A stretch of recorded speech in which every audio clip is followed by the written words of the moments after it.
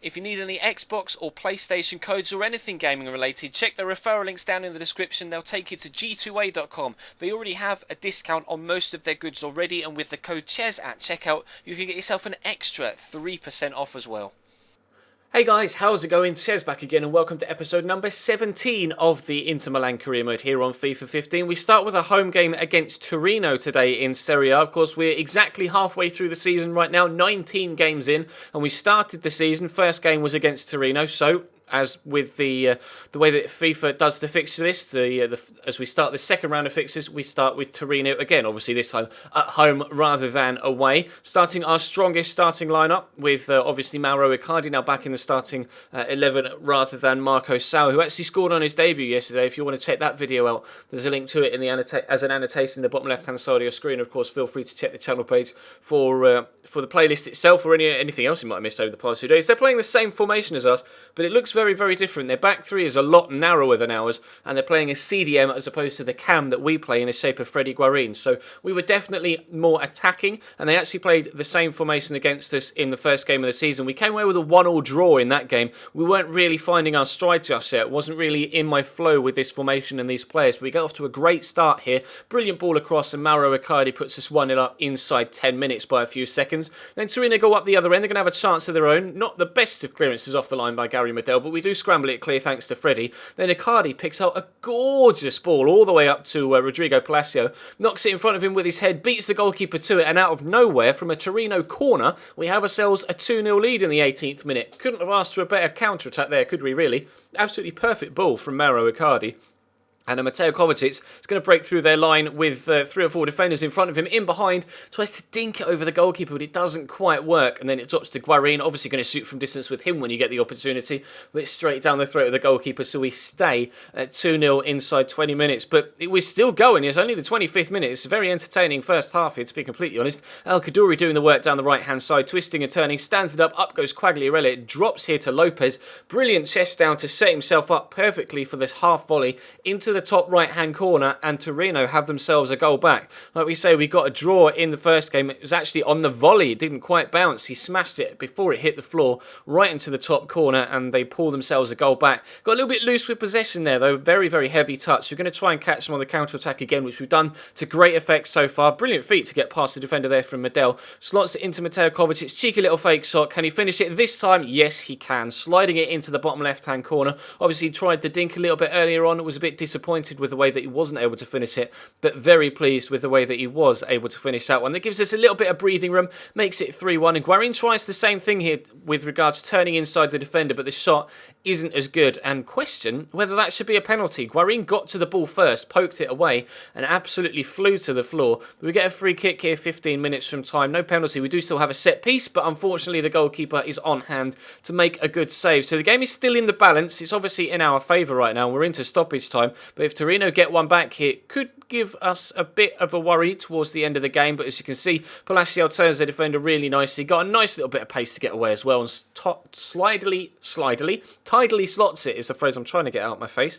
Tidily slots it into the bottom corner. Very similar to Kovacic's goal there, the way he just tucks it underneath, keeps into the bottom corner. We do get a 4-1 win. That's kind of a sign of how far we've come as a side since we started the season. A 1-1 draw in our first game against Torino, and a 4-1 win in the second. We've definitely done very well this season with the way that the players have grown, the form that we've been in recently, and the way that I've kind of adapted to the 3-5-2 formation, which I wasn't used to playing with.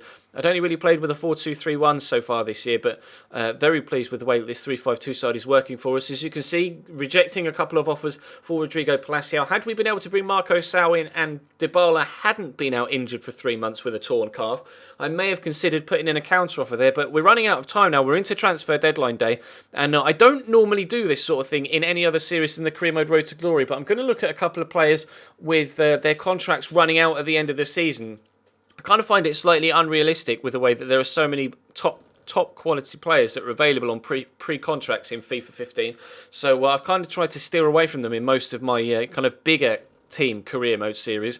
But we need a centre-back, and you can't really get much better than Fabian Schär for a promising, already actually quite good centre-back. So we're going to try and bring him in as a free agent for the next season, rejecting a massive offer here from Barcelona for Sami Handanovic of £30.5 million. Had that been offered at some point during the window, other than deadline day, I probably would have thought about counter-offering it and then accepting it. But with limited time left in this transfer window, I didn't really want to risk not being able to bring someone else in. So I decided against selling on Handanovic, and we have brought in Fabian Schär. He will join us in the summer. So there are 6 hours left as we reject another offer for Rodrigo Palacio. So far, the biggest deal is £31 million.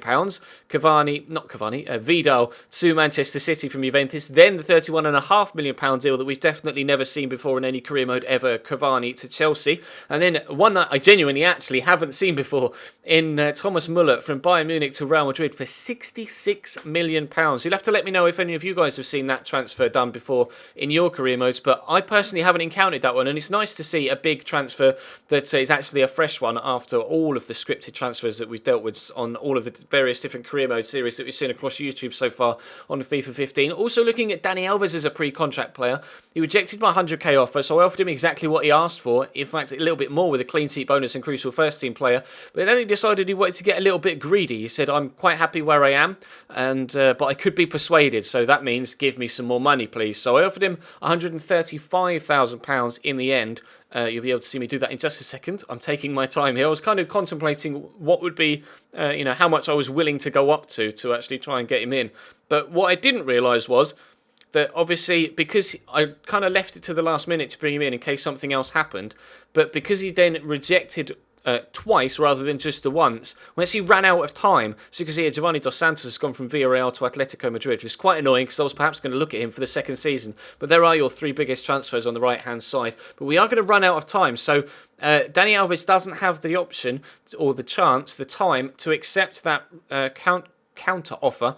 And unfortunately, we aren't going to get the chance to bring him in unless it glitches and actually gives me him at the end of the season regardless. But I don't think that's going to happen. A lot of money spent this window. As you saw there, 211 million in this window in Serie A alone. But as you can see, our win against Torino has put us top of the league. But still, Milan have a game in hand on us and Roma have 2 games in hand on us. So if both of those sides win all of their games in hand, we'll drop back down to 3rd. So it's extremely tight at the top. Juventus stay in touch with us as well with their win in their 20th game, so the title could go anywhere right now, anywhere from Inter, Juve, Milan or Roma, and you've got Fiorentina and Lazio there with games in hand as well. Palermo seems to be putting together a nice little run of form. They're on -2 goal difference but find themselves 5th in the league. Ridiculous, to be completely honest. They must have lost heavily in those 5 games and kind of sneaked 1 or 2 goal wins in their 9 victories, but 6 draws so far for them, 6 draws for us so far, but the 3 wins that we've got extra see us a full 9 points clear of them in 5th, so we are 5 points inside the Champions League spots, but obviously if Milan and Roma win, we'll be back down to 3rd and could quite possibly